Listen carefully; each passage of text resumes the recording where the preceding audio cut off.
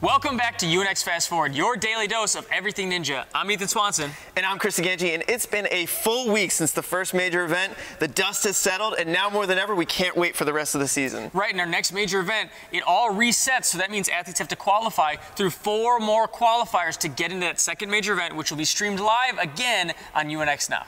And there was so much action at the first major event, and there's a lot that you didn't get to see, so we're going to unpack it all today. Right, Chris, myself, and a huge team of people have been working on UNX for a long time. There's a lot of behind-the-scenes action and, lead up, course design, testing, all this stuff, and we want to share that with you guys. Yeah, and so Ethan took the lead on this course.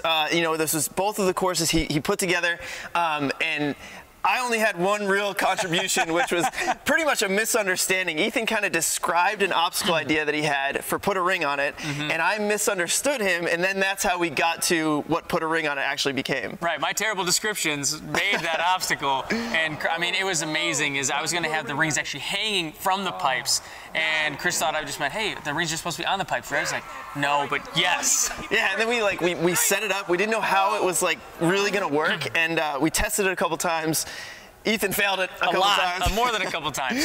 But yeah, no, so that was just a really cool obstacle that kind of came from a misunderstanding. But course design, I want to talk to you about this because you took the lead on this one, but course design is just so tricky to get right. You can never really predict what's going to happen, especially with isolation. Yep, it's just difficult in general, but also in addition to that, isolation is new, and there's only 14 athletes in each division, so if you have a couple people make these silly mistakes that they would never do otherwise, now it's throwing everything off, and that's kind of what happened. Kyle Soderman slipped on those rings the second obstacle, and he was somebody I expected to go really far in the course, but what Chris and Chris says it was a lot of me, but we were talking about the course a lot. It was both of us, and we really wanted in the semis 3 to 4 finishers on the men's side and 3 to 4 finishers on the women's side. We did not get that. Did not get it at all. We had 0 finishers on the men's side, 0 finishers on the women's side in the semifinals. Well, it was crazy. It was absolutely insane because we're both behind the scenes. He's judging, and I'm just on the behind the scenes making sure everything else is running right. And we kept looking at each other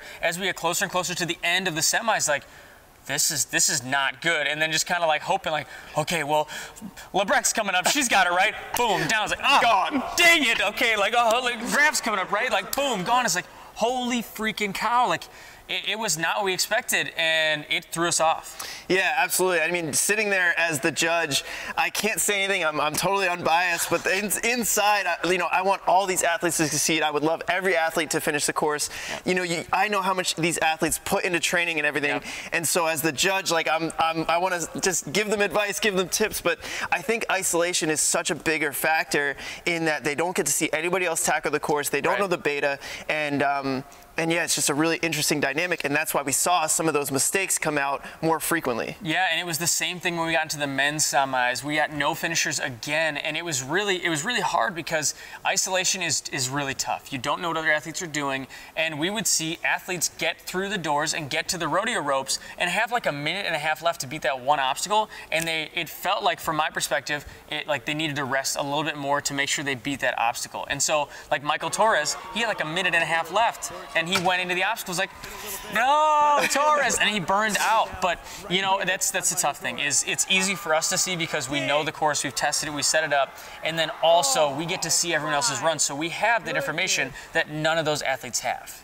Yeah, exactly. And I think another thing that you don't underestimate is when the athlete is standing there on the platform before the obstacle, there's something inside you that you want to just keep going. You want to go, and sitting there, I mean, like you said, Torres had a lot of time, but I think he was sitting there resting and just feeling a little anxious, I want to get on this obstacle, I want to get through this thing, and you don't really realize how much time is actually going by. Every second when you're resting on a course feels like an eternity. It feels like it's slowed down. It literally took me years to get and watching video of myself to learn that when I thought yeah, I rested for probably 20, 30 seconds, it was it ended up this is not an exaggeration, 5 seconds, and I was watching that's not me. That can't be. I remember resting for like 20 to 25 seconds. But it's the tricks that plays in your mind. Like you just feel like, I gotta go, just like you're saying. Yeah, and I think rest management going forward in isolation is going to be a really interesting thing to watch, and how these athletes tackle taking those rests. Because I think it is. You just, like you said, it's like an eternity when you're sitting there and you're waiting for an obstacle and you feel like, okay, like I feel okay, like I should probably go, but at the same time, like I do have more time to rest. And, you know, athletes would ask me like, you know, tell me when I'm at 2:30. And the course time limit was 4 minutes, and at 2:30 they'd jump into it, and a few of them didn't make it who asked me to do that. But you know, wait till 3 minutes, wait till 3:15. It's only one more obstacle. Yeah, but like you're saying, because of isolation, you're gambling. The longer you wait, the more you're gambling that, you know, if they waited long enough, let's say that there were a lot more finishers, maybe that wait would have pushed them out, you know? It's so tough. But it's easy for us to sit here and criticize and say different things, but and we're gonna. And we're definitely gonna. And it's very easy for us to do so. Yeah, but at the same time, you know, it's so much different when you're in that competition mindset. Right. But so then after the semis were done, Chris and I were hotly debating, you know, do we make changes in the courses? Because honestly, on the women's course, we had 2 more obstacles that we were going to add in for the finals, but we got no finishers. So we're like, well, we have these things set up. We want to challenge them, but at the same time, we want to have finishers. So do we make changes to the existing course? Do we not? So we ended up deciding not to add in those extra obstacles, but we didn't make any changes to the course, with the exception, I think we tightened up the rope monkey a little bit, so there's a little less slack for the finals, just so it's less moves. But other than that, I mean, the course stayed the same. We didn't adjust, put a ring on it, which was the hardest obstacle. We didn't adjust the loaded ropes, and, you know, the women persevered. Yeah, and it's so hard to predict, as we said earlier, to predict how the athletes are going to come out and compete on the course. And, you know, I really think in the semifinals, we overestimated a little bit on how difficult and how taxing those first couple obstacles would be, going from, you know, the rings and things to the slide by slide, and then into the loaded ropes. It's just, there's a lot of upper body stuff. And so, you know, one of the things, like you said, we changed the rope monkey a little bit to be a little tighter, and that was more so to save time, so there wasn't, so that was a little bit tighter. It still had some pretty aggressive drops in it, but, you know, I think it was a perfect level of difficulty going into the finals. I agree. And then on the men's course, you know, we had a lot of those same arguments, and we made some, I think only one adjustment on the men's course on the rodeo ropes, is there was the second to last hook was so far off in a different direction, it was really technical and really taxing to make that change.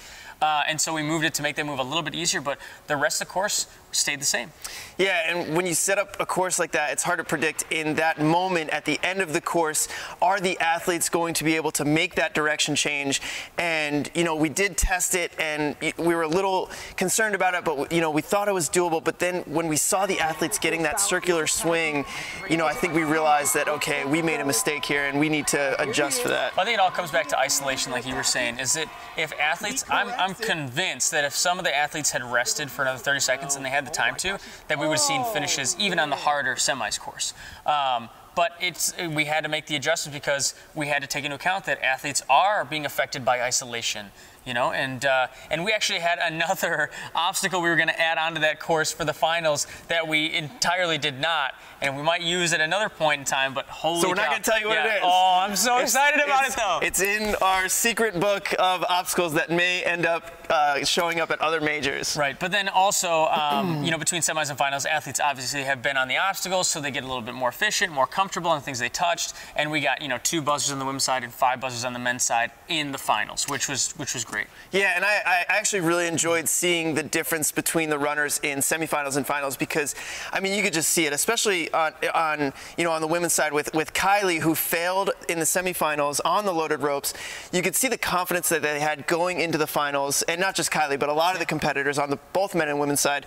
You know, they attacked the course with a lot more confidence. You know, they had been on the course, and yeah, I don't think, you know, even with isolation, having touched the course once, they were much more successful. Well, you got to wonder too with isolation. You don't know where the other athletes are falling. So on the women's side, you know, falling on the loaded rope to the trapeze, that's pretty early. It's the 5th obstacle in the course, and so. You know, you got to think some of the athletes fell there and were thinking like, that's not good enough. I just lost. I'm out. You know. Well, I actually talked to Kylie Hughes and her mom, and they literally said as soon as Kylie fell on the loaded ropes, she thought she was out. And so to me, actually, it makes her first place finish even more impressive because mentally thinking that you're out of the competition after kind of a devastating fall on the loaded ropes, you got to be pretty disappointed with that. And then to like turn it back around, know you've moved on, and to like switch your mindset to like, okay, I'm still in this. I'm going to go out there and compete now. It's like a second life. And she took charge of it. That was awesome. Yeah, it was awesome. That's amazing. But I mean, we got to talk about our feelings from like just on the sideline, because we have, once the competition starts going, we have no control. We can't make any changes. We can't give athletes any advice, any tips or anything like that. It's up to the athletes, and whatever we provided for them, they use it, they don't use it, whatever. But man, when Kylie finished, I felt like a huge weight off my shoulders. I remember looking at you and just like, oh, thank God, you know? Yeah, I mean, I think especially as course designers for us, if nobody finishes the course, that's our fault. Yes. That's an error on us that we didn't anticipate the difficulty. And so, you know, we were worried about it, but then when Kylie finished, it was just such an emotional moment. You know, seeing her mom run out there, give her a big hug. I mean, I literally had tears in my eyes. It was just such an awesome moment for a 13-year-old. I don't think there's a dry eye in the room when she finished. I mean, it was so emotional, and her whole family was involved, and it was a really special moment. And then right afterwards, another finisher, and it was like kind of the solidified. I was like, oh, okay, we got a couple, and definitely felt a lot better about it. And then on the men's side too, is, you know, even in the first round of the finals, we kept getting further and further. And like Joe Meisner, he made it to the roadie ropes and actually regressed and fell on the flying doors, and Nigel Richardson fell, and then it's like, man, and then so we finally got to Dreshel, and it's like, come on, Drew, like if anybody can pull through, come on.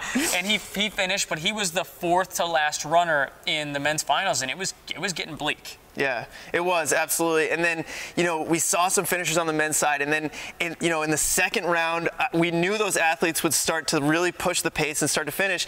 And as just like, I mean, I'm the judge, so I have to be in the moment, I have to be focused and, you know, as unbiased and fair.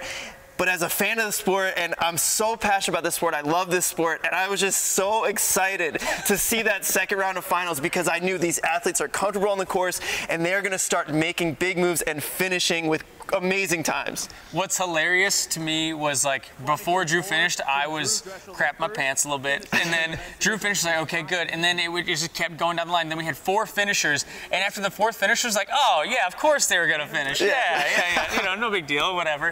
But just like that changed like a period of like 15 minutes, changing like everything from 0 finishers to 4 finishers, you know, back to back to back to back. Yeah. And it was pretty amazing. But we want to talk about also some not the most ideal conditions. Barclay Stockett. Yeah, Barclay. I mean, Barclay was supposed to get there the night before. She had a flight. The flight got canceled. There was some snow in the Chicago area, and then she ended up having to drive from Tennessee, and the car broke down, and so then her friend and her were trying to fix the car, and then, you know, we were able to get her on a different flight in and it landed that morning at like 9 a.m., and she was FaceTiming during rules with Jesse Lebrecq, and so just like from Barclay's point of view, like almost everything went wrong trying to get to this competition. Until the competition. It went pretty right. And then it went pretty right. Yeah. But to compete under those conditions and to just have that focus is amazing, and it speaks to how good of an athlete she really is, not just on the physical side, but on the mental side. Mental side, I think, is even more impressive. I mean, that'd throw off the best of athletes, and she is the best of athletes, but it didn't throw her off, and she still podiumed. But yeah, I can't imagine, she showed up. She actually arrived at the gym after rules were over, and she's like, I couldn't hear some of the rules on the FaceTime. She's like, can you go through? I was like, yes. And so we went through some things, whatever, but like, she was like rushing to figure out rules, and then like warm, and then it's like, it's just all this stuff crammed in. It's chaotic, and she still took 3rd place. And you know, it's chaotic when you first get there, and then she ran in the semifinals, and she had such an amazing, fast, great run in the semifinals, and then I think she settled from there, but it was like I was definitely worried about her semifinals run just because so much was happening. And she took 1st place. And she took 1st in the semifinals, so I knew at that moment, I was like, okay, Barclay's in, she's settled, she's gonna be fine. Yeah, I mean, no worries there. That's such an amazing experience for her to do that. And then also Jake Murray on the men's side, you know, his flight didn't end up working out, so he decided to drive 15 hours from Denver to Chicago before the competition. And I mean, that is exhausting. Oh yeah, 15 hours in a car, not easy. Right, and then he competes and takes 2nd place. Yeah, especially as an athlete, sitting in a car, you're hunched, you're just driving, like, you want to be loose, you want to, right? Like you want to be loose, you want to be ready to go, and 15 hours in a car is definitely not ideal conditions, but you know, Jake's such a seasoned competitor, no trouble with it. I think that just speaks to, like you're saying, the mental game of Barclay and Jake, that they're able to go through things that aren't ideal, that things aren't the best, and then run in their competition. I mean, I think it's all the years competing on American Ninja Warrior and NNLs and UNAAs and all this stuff. Sometimes you don't feel good. Sometimes you're not eating right. Sometimes stuff gets delayed and you run at 4 a.m. and you like. Nobody's going to wait for you. You have to compete under those conditions. And those two have the experience of having to do that for years and years and years. When this happens for them, it's like, okay, I'll deal with it, and then just crush it. Yeah, and I like the, you know, we're telling this story because I think it speaks to any competitor where sometimes you're going to compete in not ideal conditions. And so, you know, kind of look at this example of Barclay and Jake with a lot of success under very stressful conditions. And so, you know, it's really just about getting back in the zone, staying focused. And when you go to that competition, like drop everything else that's going on and focus on what you're doing, and you'll be successful. Right. It's really easy to get into the mindset of like, oh, all this stuff happened to me and I'm not going to perform well and this is bad and it's not ideal. But no, like it just proves that especially for those two, that like, yeah, this stuff happened, don't care. I'm going to crush it anyways. Yeah. And I feel like that's the mindset you have to have. You have to. I mean, there's so many things that can be going on in your life that you're thinking about, but just to focus and dial in like that, you have to. Yep. Well, the first major's done. All the behind the scenes and everything, we're getting ready for the second major event. 4 more qualifiers. So tomorrow on UNX Fast Forward, we're going to go through our predictions, who we think is going to make it back to the second major. Also, some new faces that are going to be competing that we didn't see in the first round. I am so excited. Yeah, I cannot wait to go over the list. We've already got our registrations for the open qualifiers, and I cannot wait. Yeah, but until that happens, I'm Ethan Swanson. And I'm Chris Ganji, and we will see you next time on UNX Fast Forward.